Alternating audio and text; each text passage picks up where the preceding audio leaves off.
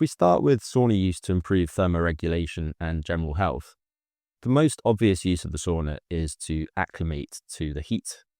And the sauna is a vivid example of how appropriate intermittent doses of a stressful stimulus can trigger adaptations that protect your body against related stresses in the future, much like exercise. This principle has been dubbed hormesis, and Edward Calabrese has done more than anyone to highlight it in recent years. So you can use the sauna as a form of heat stress to improve your thermoregulation during subsequent heat stress. And this is achieved via heat acclimation protocols, which are typically used by people for a couple of weeks before engaging in strenuous activity in the heat. You can use the sauna as part of these, and doing so has been consistently found to improve performance in the heat. It probably does so via several mechanisms. The sauna can increase the number and size of sweat glands, and in turn enhance sweat rate and heat loss capacity, and thereby reduce your core temperature both before and during exercise in the heat. And this kind of heat acclimation also positively affects the cardiovascular system in ways that we'll get to. I've never understood how people who live in hot, humid places seem to walk around without sweating, when I look like I'm participating in a wet t-shirt competition within a few minutes of being outdoors. Surely they should sweat more than me? Anyway, I digress. You might be wondering why I'm on about heat acclimation, which probably doesn't seem relevant to you. But I think it is, and one reason is that thermoregulatory function might become increasingly important in the context of our aging population and warming world. In older adults, thermoregulatory capacity is diminished. They have more sluggish peripheral blood vessel dilation in response to heating the skin, as well as lower cardiac output, which is the amount of blood that the heart pumps per minute. And these alterations and others in sweat responses hamper heat loss to the environment, disposing these older adults to heat strain. But alongside this aging population and their less effective thermoregulation, cuckoo climate change denialists aside, the Earth is getting hotter, which I'm sure you've noticed. There was a study just published by Pierre Masselot from the London School of Hygiene and Tropical Medicine, which modelled the effects of climate change on death in 854 European cities. And they modelled different scenarios. I won't go into them all. But what they found is that climate change is forecast to result in between roughly 8,000 and 80,000 excess deaths per year in these cities, which is up to a 50% rise in temperature-related deaths. In the worst-case scenario they modelled, the burden would be over 2.3 million deaths. And remember that that's just in these European cities. Different regions will suffer to varying degrees in years to come, and the greatest repercussions within Europe are bound to be in the south around the Mediterranean. Their data suggested that Malta might be the hardest hit of all. Central Europe and the Balkans are also likely to be in dire straits, especially Romania and Bulgaria.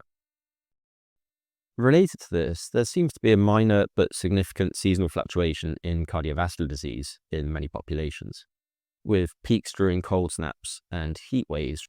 And while many factors contribute to this, thermoregulatory strain is likely one of them.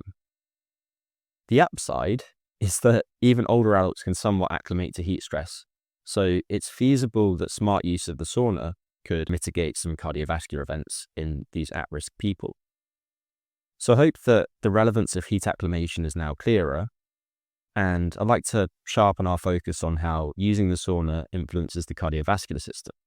If we start with epidemiology, which is the study of diseases in populations, there have been several studies that have linked more frequent sauna use with lower risk of cardiovascular disease and death from cardiovascular disease. The most cited of these papers was published by Jari Laukkanen in 2015. And it found that during an average follow-up of 21 years, using the sauna was dose-dependently inversely associated with sudden cardiac death, coronary heart disease, fatal cardiovascular disease, and even deaths from all causes combined. And that was after trying to statistically adjust for the things that could confound these associations, such as the fact that regular sauna users might be healthier in general, less likely to smoke, and so on. This means that both more frequent sauna use, and in this case, the most frequent group was 4 to 7 times per week, and longer sauna sessions, and the longest group in this instance was 20 minutes or longer, were associated with better outcomes. Laukonen's group has also published several similar prospective analyses since, including one reporting that frequent sauna use is associated with lower risk of having a stroke, and another showing that high cardiorespiratory fitness and high frequency of sauna use somewhat additively reduce cardiovascular and all-cause mortality. The strength of some of this research is that it's prospective, meaning that people's sauna habits are assessed at baseline, and then their health is tracked over time, which helps us identify the likely influences of sauna use. But a limitation that we should bear in mind is that most of this type of research has been done by a few scientists on a small number of men from a Finnish city named Kuopio. I hope you appreciate my attempt at pronouncing that in a Finnish accent. That's not to say that we should doubt the results, but it would be telling to independently do similar analyses elsewhere in the world. One problem here is that the Finns are world champions of sauna use, and the relative lack of sauna use in many countries complicates the process of trying to recapitulate such research elsewhere. I also hugely doubt that this kind of dose-response relationship would be evident in all people.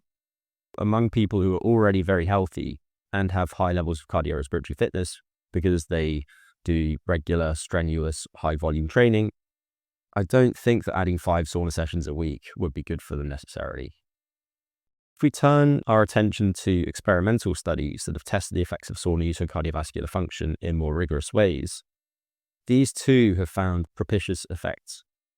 A few years ago, Faith Pizzi from the University of Queensland in Australia analysed all the relevant studies on the effects of heat therapy on blood vessel function, blood pressure, and heart rate up to the point of the study, including research with 10 to 36 sessions of 30 to 90 minutes in the heat.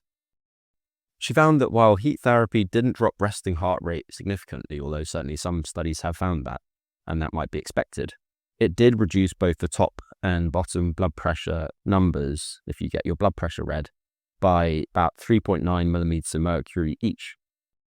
Heat therapy also lowered the average pressure in arteries during each heartbeat and improved how blood vessels dilate in response to an increase in blood flow. This is called flow-mediated dilatation. I want to note, though, that some good research, including a more recent study by scientists based in Montreal, has found minimal effects of smart sauna use on vascular function in heart disease, despite patients clearly becoming heat acclimated. A similar analysis to Pizzi's from the year before looked at the effects of sauna use for a few weeks by patients with cardiovascular disease and people at risk of heart problems. It reported similar positive effects on blood pressure and vessel function, but also improvements in the function of the heart itself, such as greater left ventricular ejection fraction, the proportion of the oxygenated blood squeezed into the general circulation by the heart's left ventricle with each heartbeat. As well as the action of the heart and blood vessels, other factors influence cardiovascular risk, including the lipids in the blood and inflammatory chemicals. Regarding lipids, one study comparing exercise training alone to exercise training plus post-exercise sauna use found that the addition of the sauna lowered total cholesterol, while exercise alone did not. Although, to be clear, total cholesterol isn't the best lipid marker of cardiovascular risk. Others, such as non-HDL cholesterol and ApoB, are much more predictive. Next, a study of healthy young women in Poland using the sauna every other day for 2 weeks also found some positive effects on blood lipids, for total and LDL cholesterol dropped and HDL cholesterol increased, which generally considered favorable changes. And these results were more or less consistent with research on young men in Poland by some of the same scientists, which documented that 10 sauna sessions reduced total and LDL cholesterol. But these studies weren't very rigorous and lacked control groups.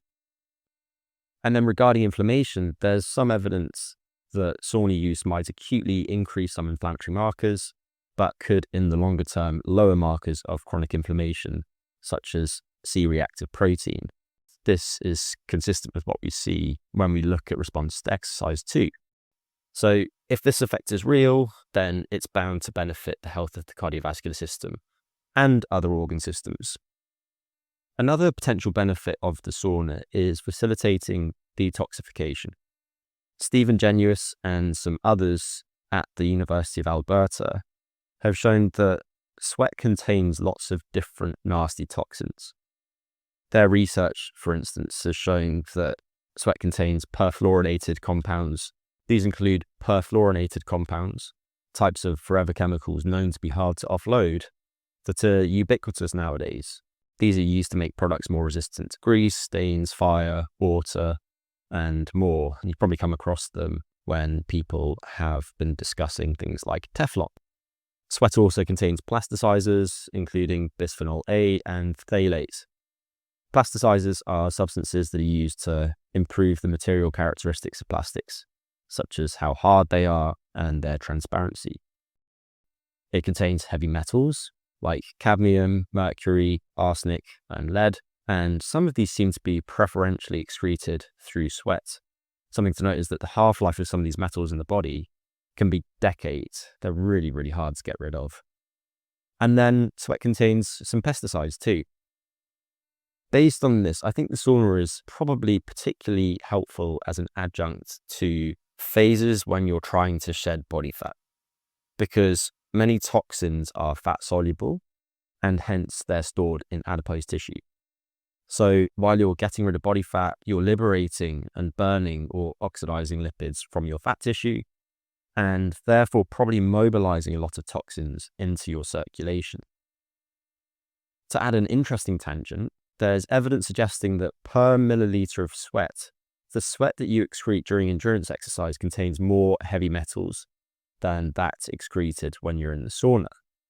And that might relate to the fact that exercise can dramatically increase lipolysis, but the total sweat losses per unit of time are typically higher in the sauna than during exercise. So the total amount of some of these toxins that you liberate might be comparable. And while this is a topic for another time, I therefore think that the sauna should be a centerpiece of detoxification protocols, alongside other interventions such as judicious use of bloodletting. And I'll refer you back to the episode that I recorded on giving blood if you want to learn more about that. And then nutrition during detoxification, of course, matters too for several reasons, and should support processes including lipolysis and detoxification with smart use of supplements specific to what you're trying to detoxify. Most detoxification protocols out there are total nonsense, but some detoxification protocols are legitimate. They're just in the minority. Moving on to the brain, if we focus on dementia, then if using the sauna improves your cardiovascular health, your metabolic health, reduces chronic inflammation, and supports detoxification, we would expect it to support brain health too. And sure enough, using the sauna has been associated with the risk of subsequent dementia in prospective studies. And one of these, again, was done on the Kuopio cohort, finding dose-response relationships between sauna frequency and risk of both Alzheimer's disease specifically and dementia in general. While another looked at a different group of adults in Finland, including both men and women this time, again finding more frequent sauna use was linked with a lower risk of dementia. Something to note with these studies is that it doesn't seem to be the case that in countries where sauna use is highest, rates of diseases such as cardiovascular disease and dementia are lowest. But I think it's more telling to look within a country than between countries in this context. Moving on to mental health, anecdotally, many of us feel great after using the sauna. I know that I do. There are plenty of reasons to expect this based on physiological responses to sauna use. We can draw a parallel to endurance exercise. Both are uncomfortable in the short term, producing dysphoric feelings, but the dysphoria is quickly displaced by mild euphoria, the runner's high, if you will. After the sauna, I feel very similar to the way that I feel after a bout of endurance exercise, content, relaxed, and a bit fatigued. But we really don't know much about sauna use and mental health yet. There's been a tiny bit of prospective research which has associated greater sauna use with lower risk of mental health disorders such as psychosis. And the effects of the sauna don't seem to be due to any effects of the sauna on cardiorespiratory fitness alone, which I'll get to later. Regarding depression, the only work that I'm aware of tested whether far infrared sauna use as opposed to Finnish sauna use affected mood and other negative symptoms in mild depression, finding some modest but encouraging effects. It's also intriguing to consider the mood-boosting effects of a close cousin of the sauna, which is named whole-body hypothermia. This has been demonstrated to have antidepressant effects in major depression, and the first high-profile study was led by Charles Raison in 2016. Raison and his colleagues found that a single session had lasting effects on mood in major depression, even 6 weeks later. And just for some background, whole body hypothermia involves heating the chest using infrared lights and the legs using infrared heating coils until the core body temperature reaches 38.5 degrees Celsius. And in this study, the time to this core body temperature was 1 hour and 47 minutes on average. When people's cores reached the threshold body temperature, the infrared lights and heating coils were turned off, and then the participants remained in the device and entered a 60-minute cool-down phase. While sauna use hasn't been well studied, my guess is that it would also lift mood, even if to a lesser extent. The sauna is, of course, also briefer, more accessible, and much cheaper, but right now, that is just speculation on my part. Switching to the respiratory system, the cardiovascular and respiratory systems tend to work hand in hand, and there's tentative evidence that sauna use supports respiratory health. If we return to Setul Knutse and Jari Laukkanen and their work on the Kuopio cohorts, they've shown that more frequent sauna use is associated with lower risk of developing pneumonia in years to come. And some intervention studies have found that the addition of sauna sessions to people's habitual lifestyles can improve measures of respiratory function. And this is true both in certain clinical populations and in athletes. And then the final body system I want to touch on is that of the skin, the integumentary system. Something that I've personally noticed is that my skin tends to be very clear when I use the sauna. Like many, my skin can get a bit dry when it gets cold, as during the UK winter. I haven't been able to find much high-quality research on the effects of sauna on the skin, unfortunately. One of the only relevant studies included healthy adults and compared regular sauna users to people who don't regularly use the sauna. It found that when both groups used the sauna, the regular users had better skin function, including more stable epidermal barriers, which help defend the skin against toxin absorption and help prevent infections too. The sauna users also had greater hydration of the stratum corneum, which is the outermost layer of the skin. And then among habitual sauna goers, skin hydration and pH normalized faster after time in the sauna. All of this suggesting that using the sauna on a regular basis might improve skin function in the heat specifically. So once more, it'd be premature to suggest that sauna use is good for the skin of all people, but I suspect it likely is good for the skin of many of us. Finally, much of this is relevant to all-cause mortality. I mentioned some of the work associating regular sauna use with lower risk of dying from all causes combined. Some think that this might be due to effects on the biology that drives aging, because chronological age is the strongest predictor of the risk of you developing many different chronic diseases, which in turn tend to pick people off. There's just one example of this. There are proteins in your cells named heat shock proteins that are made more rapidly when you get hot. Surprise, surprise. They're candidate longevity proteins and are important in many cellular processes, including shuttling electrons between cells, relaying signals between cells in other ways, and something named proteostasis. And if we focus on proteostasis, then basically the three-dimensional structures of proteins in your cells, their shapes, which come in sheets and spirals and many others, determine the functions of the proteins. So when proteostasis goes awry, for instance, when proteins aren't folded properly, when they have stray glucose stick to them, or when they clump together, as in the infamous plaques and tangles of the brains of Alzheimer's patients. The protein functions go awry, and this sets forth a bunch of unwanted downstream consequences. This loss of proteostasis is one of the so-called hallmarks of aging. And as a quick side note, if you've listened to my previous episodes, you'll know that I think the hallmarks of aging have glaring limitations, but I don't want to derail us.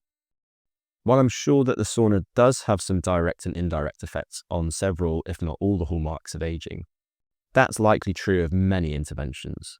And I think much of the magic of the sauna is instead mediated by the effects on several organ systems, in particular the cardiovascular system. And the effects on organ systems therefore explain any effects on all-cause mortality. Time for me to interrupt this episode. If you're finding this interesting, and there's lots of practical information to come that you can use to benefit your own health and performance, why not subscribe if you haven't already? You can also share this episode with someone or a group of people you care about. Just send them a link to this recording or share this episode on social media. And if you do, feel free to tag me at Greg Potter PhD. Last, if you can take a moment to review this podcast on Apple Podcasts or Spotify, I'd be really, really grateful. I'd like to grow the show this year and am planning regular episodes on a range of fascinating and consequential subjects. Thanks for tuning in, and let's return to today's topic. Right then, let's shift to using the sauna to improve physical fitness. Being in the sauna in some ways mimics endurance exercise, producing some overlapping adaptations too, especially in the cardiovascular and thermoregulatory systems. But in other ways, the sauna is not an exercise emetic because it doesn't provide any additional load on the musculoskeletal system, and the cardiovascular strain during sauna use is largely uncoupled from the respiratory system. And what I mean by that is that while during endurance exercise you breathe heavily as your cardiovascular system is working hard, in the sauna, your cardiovascular system might be under strain, but your ventilation isn't that different from rest. So what are some ways you can use the sauna to mimic exercise that might make sense? I think the strongest use case is to improve endurance, and that's whether in the heat or not. Earlier, I alluded to a study that combined exercise and the sauna. This was once more done by Jari Laukkanen's group. It included people with cardiovascular risk factors and divided them into one group that did 2 60-minute concurrent exercise sessions per week for 8 weeks, with each session comprising circuit resistance training and then endurance training. The other group did the same sessions, but added a 15-minute sauna session onto the end of each session. It found that the addition of the sauna further increased maximal oxygen uptake, and that's a pivotal determinant of endurance exercise performance. Adding the sauna also reduced blood pressure and total cholesterol, as I mentioned. These results are encouraging, but I've been even more impressed by studies showing sauna-induced fitness gains, even in high-caliber athletes. One study of semi-professional football players in Spain assigned some people to 3 sauna sessions in a very hot 100 degrees Celsius sauna for 3 weeks, while the other players served as controls. And the sauna group again increased their maximal oxygen uptake, but they also increased their maximal ventilation and hamstring flexibility while shedding some body fat. In this context, the sauna is very interesting because the absence of additional musculoskeletal loading makes it attractive for people who don't want the mechanical stimulus of additional endurance training, which can be hard on joints, but do want some of the same adaptations in the cardiovascular system. Regarding flexibility or joint range of motion, I think the sauna might be helpful for mobility, but this hasn't really been well tested. Another relevant study that I've seen looked at yoga in older adults. The yoga was done with or without heat stress, and the heat stress condition had the sauna set to 50 degrees Celsius, so not particularly hot compared to many saunas. It found that the additional heat further improved a measure of flexibility they took, though whether using the sauna in a conventional way has similar effects isn't yet clear. However, you're certainly welcome to do some static stretching while you're in the sauna. There are reasons to think that that might be beneficial. And then another logical use case of the sauna is using it to help maintain your cardiovascular and thermoregulatory capacities while unloading your joints during an injury. So let's say that you have a knee injury and therefore can't go running or cycling with both legs at the same time. Well, in that case, the sauna might help you hold on to some of the beneficial adaptations that you gained through previous exercise.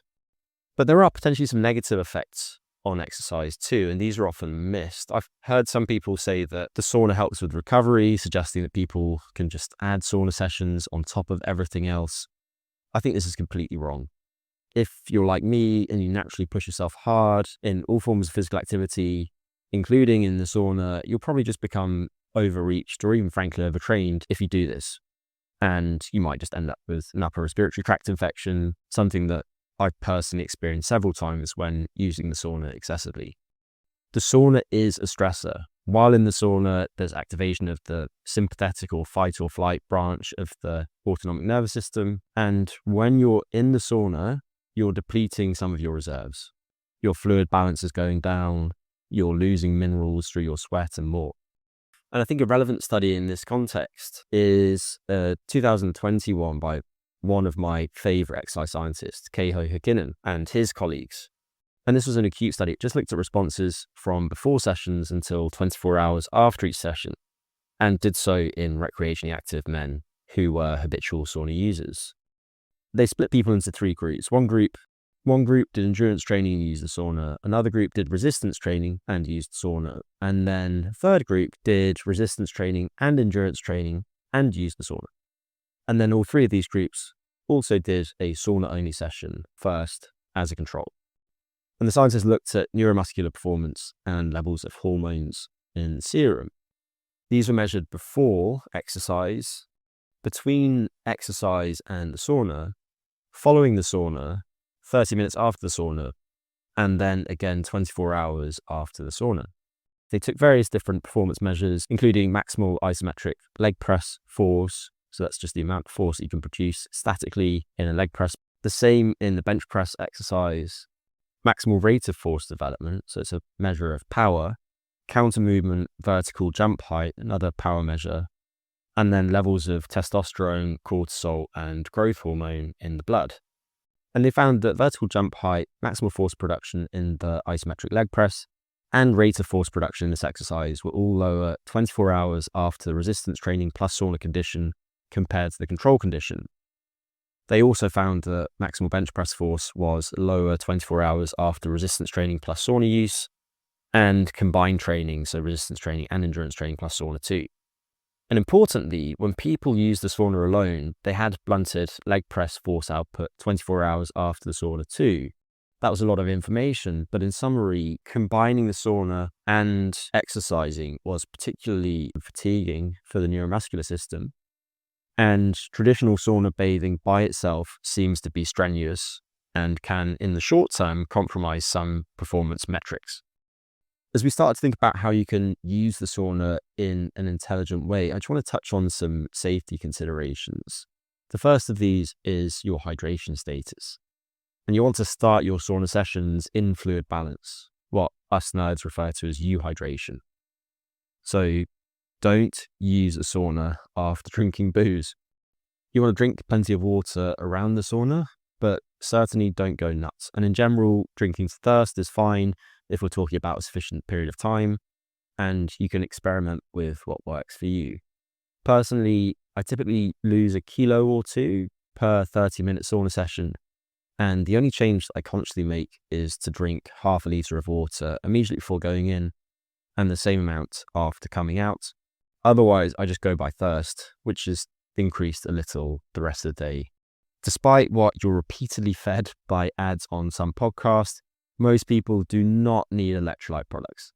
Although that's not to say that many don't benefit from additional potassium and magnesium in particular, nor am I saying that I don't think there are some athletes and clinical populations who benefit from electrolyte products. But in the case of hydration, sodium does most of the heavy lifting, and most of us readily meet or even exceed our sodium needs just by salting food to taste. And while we're on the subject of hydration, please don't take a plastic bottle into the sauna. The heat will leach some of the plastic into the water, which is going to increase your intake of nanoplastics. ironically raising your toxic load during what should be a detoxifying activity. So leave your bottle outdoors and in general, minimize drinking from plastic receptacles. When it comes to cooling off, have a cool shower between sauna bouts and after the sauna, not a cold shower. If cold is the only option, keep your head out to avoid autonomic conflict, which is a concept that I touched on with Mike Tipton, who coined the term. There's some potential for using the cold to trigger an arrhythmia or atrial fibrillation if you're exposed to these conditions, despite how popular it is for people to go from the sauna into an ice bath. It's stupidity for many people. And if we think about people who shouldn't be using the sauna, contraindications to sauna use, I think there are a few groups that come to mind. One is specifically men who are trying to have kids. The reason is that sauna use can impair various semen parameters. In the case of fertility, the key variable for men is the total motile sperm count, the number of effective swimmers that you have in a load. And various things affect this count, heat being one of them. This is one of the reasons why chefs, for instance, tend to have lower sperm counts. Several studies have looked at the effects of sauna use per se on semen parameters, and maybe the most telling of these is one by Andrea Garola and her colleagues that was published in 2013. It found that doing 2 15-minute sauna sessions a week for 3 months reduced sperm counts and sperm motility, and those changes in motility probably relate to negative change they found in the individual sperm, including impaired mitochondrial function.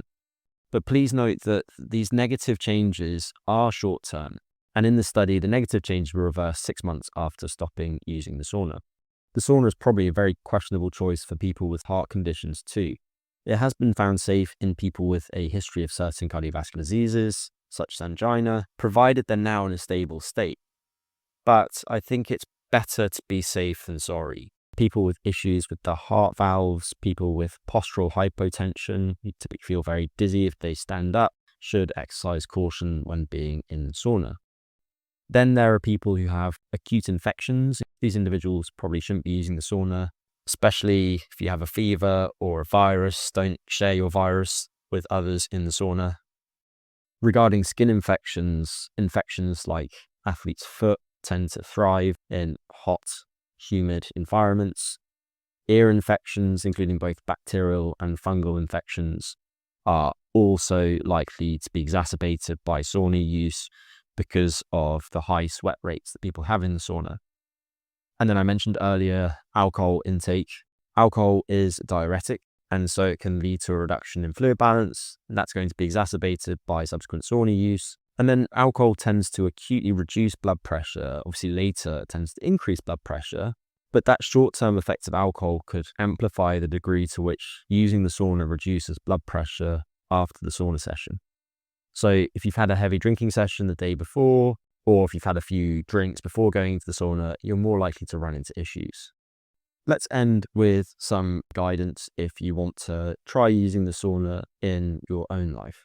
To be clear, I'm referring to Finnish style sauna use, which is what I'd favor if I were you, because that's what we know the most about. I'm sure that infrared saunas have benefits too when used judiciously, but we simply know much less about them. Just like with exercise, if you want to maximize the benefits of using the sauna, you need to progressively increase the load of the sauna stimulus, and you can do so by manipulating certain parameters. There are additional variables you can play with, but you can achieve this by increasing sauna temperature.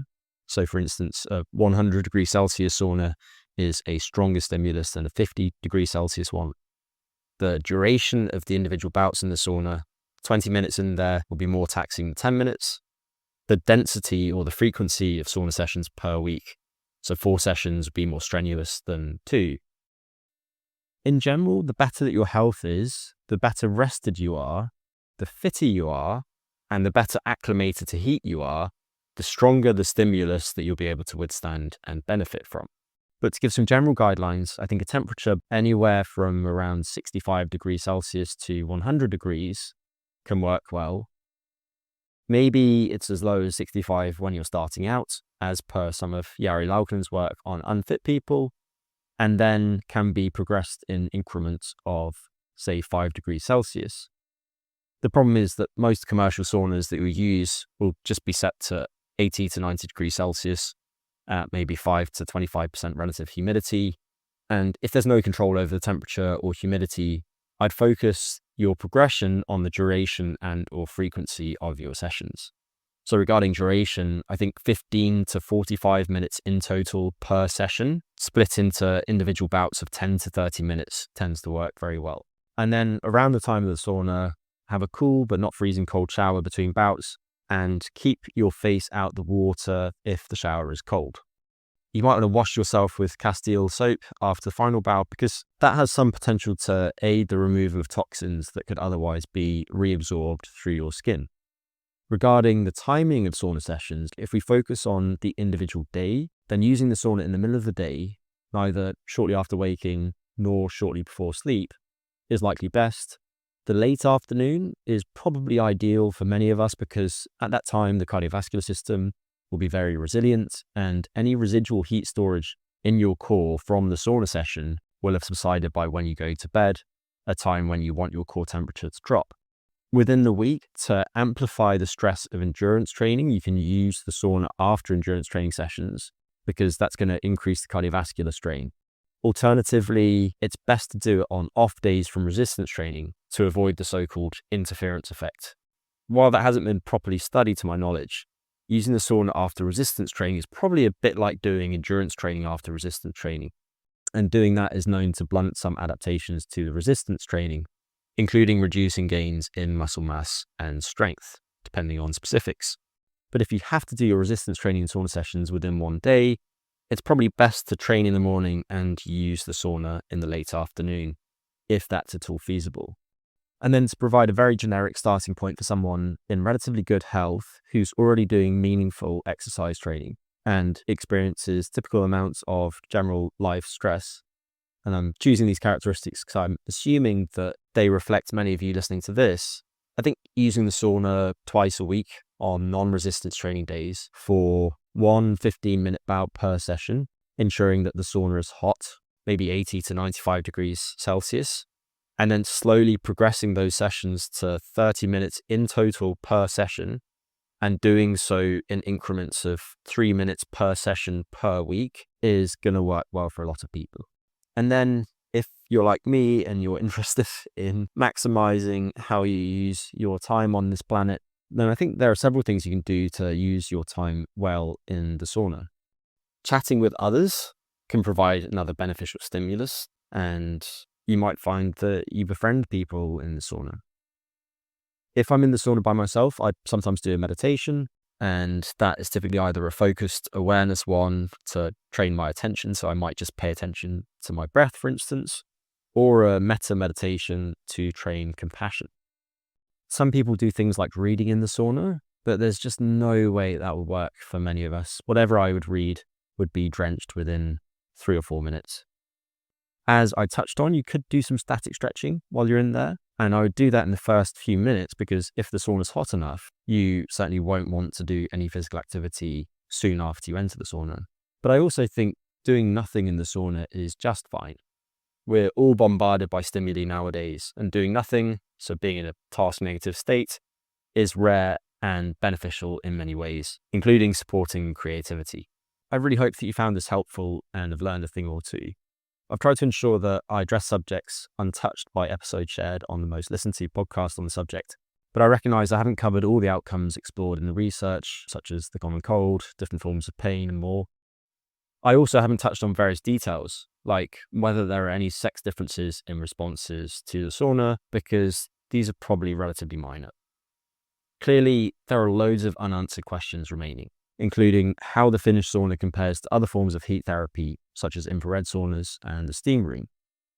But to summarize, the sauna isn't a panacea. However, it certainly has its place, and I think its utility might grow in years to come as we better understand how to best use it and as heat waves become more punishing and our toxin burdens grow. Take care for now, and I'll be back soon.